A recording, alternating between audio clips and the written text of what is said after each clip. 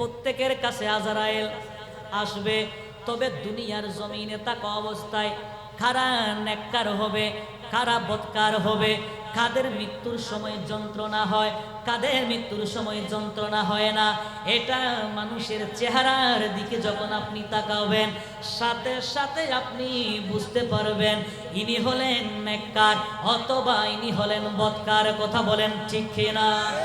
এই পৃথিবীর জমিনে মানুষের যখন সাকারাত চলে, মালাকুল মউত যখন মানুষের জান কবজ করে, আল্লাহ রাব্বুল আলামিন বলে দিলেন, হে পৃথিবীর মানুষ শোনো, মৃত্যুর যন্ত্রণা অবশ্যই সত্য, মৃত্যুর যন্ত্রণা থেকে কেউ বাঁচতে পারবে না। মৃত্যুর যন্ত্রণা সকলেই মৃত্যুর যন্ত্রণা পাবে। যখন তোমাদের কাছে মৃত্যুর যন্ত্রণা যখন আসবে, কণ্ঠনালীর মধ্যে যখন উপনীত হবে, এমন সময় তোমরা ওই যার সাকারাত চলে তোমরা তার চেহারার দিকে তাকিয়ে থাকো। জোরে বলেন সুবহান। আল্লাহ রাব্বুল আলামিন ডাক দিয়ে বলেন, ওয়া আনতুম হিনা ইযিন তানজুরুন।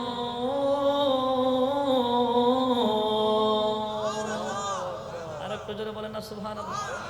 কে বলছেন? আরো জোরে বলেন না, কে বলছেন? যখন মৃত্যুর যন্ত্রণা যখন কণ্ঠনালীতে আসে, এমন সময়ের মধ্যে অনেক মানুষ গড় গড় করে, আসে না নাই?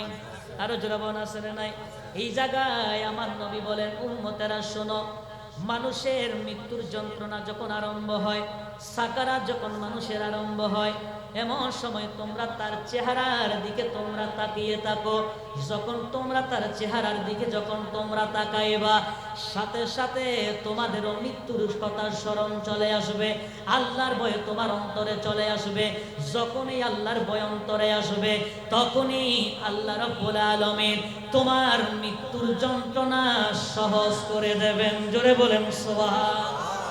এই জন্য সাকারাত যখন চলে, এলাকার মানুষের যখন সাকারাত চলে, পার্শ্ববর্তী পরিবারের মানুষের যখন সাকারাত চলে, আমাদের সকলের উচিত হবে তার কাছে গিয়া, তার শিয়রে গিয়া, তার চেহারার দিকে তাকানোর দরকার আছে না নাই? আরো জোরে বলেন, আছে না নাই? আমার নবী ডাক দিয়ে বলেন, হে পৃথিবীর মানুষ, নেককার চিনবা কিভাবে, বদকার চিনবা কিভাবে? নেককারের চেহারার দিকে যখন তুমি তাকাইবা, তখন তুমি দেখতে পারবা তার সাকারাত চলা অবস্থায় তার কপাল দিয়ে আপনার হালকা হালকা গাম বের হবে। জোরে বলেন সুবহানাল্লাহ।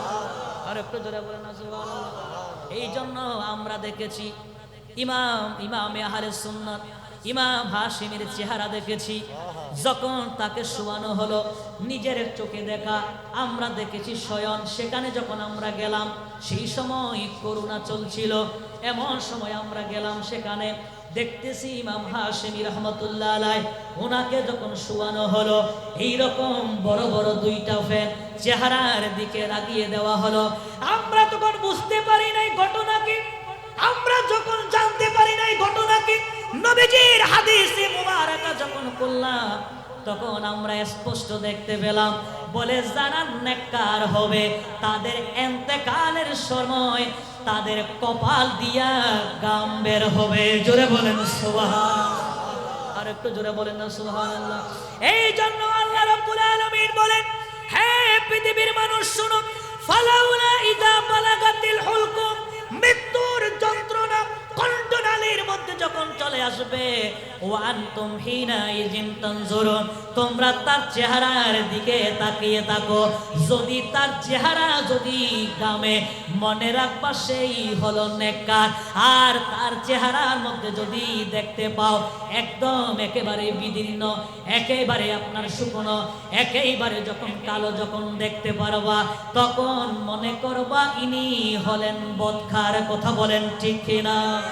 এই জন্য আল্লাহ রাব্বুল আলামিন বলেন, নেককার যখন দেখবে তাদের ঘাম বের হবে, বদকারের চেহারাগুলি একেবারে পরিবর্তন হয়ে যাবে।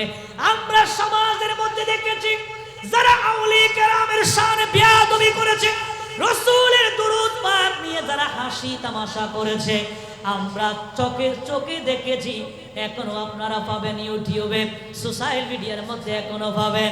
আল্লাহ রাব্বুল আলামিন তার মারার আগে আগে তার চেহারা বিকৃত করে দিয়েছে। কথা বলেন ঠিক কিনা?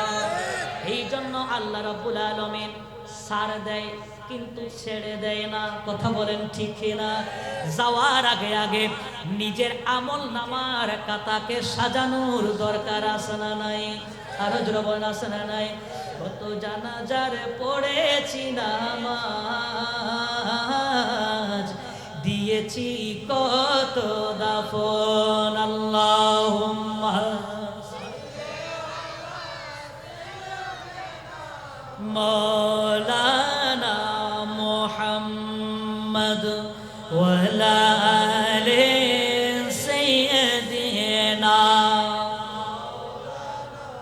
তাহলে নেককার এবং বদকার দুনিয়ায় থাকার সাথে সাথে সাকারাতের সময় আমরা বুঝতে পারি কোনটা নেককার এবং কোনটা বদকার। কথা বলেন ঠিক কিনা?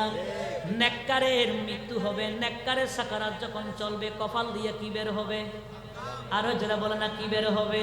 কপাল দিয়া গাম বের হবে। বদকার যখন মৃত্যুবরণ করবে, সাকারাত যখন চলবে, এমন সময় তার চেহারা বিকৃত হয়ে যাবে। কথা বলেন ঠিক কিনা? এই জন্য আহলে সুন্নাত ওয়াল জামাতের আকীদায় বিশ্বাসী উলামায়ে কেরাম যারা ইন্তেকাল করেছেন, তারা ইন্তেকালের পরে আমরা তাকাইলাম জালালউদ্দিন আল কাদেরীর চেহারার দিকে তাকাইলাম, মুফতি উবাইদুল্লাহ নয়মির চেহারার দিকে তাকাইলাম, ইমাম হাশিমির চেহারার দিকে আমরা তাকাইলাম। আমাদের মনে হচ্ছে হুজুর একেবারে আরামের বিছানায় আরাম করতেছেন। কথা বলেন ঠিক কিনা?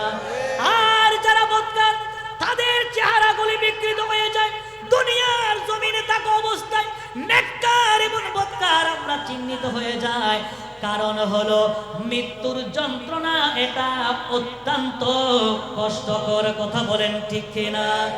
আমার নবী ডাক দিয়ে বলেন, হে আমার সাহাবায়ে কেরাম উম্মতেরা শোনো, বলে মৃত্যুর যন্ত্রণা এত ভয়ানক।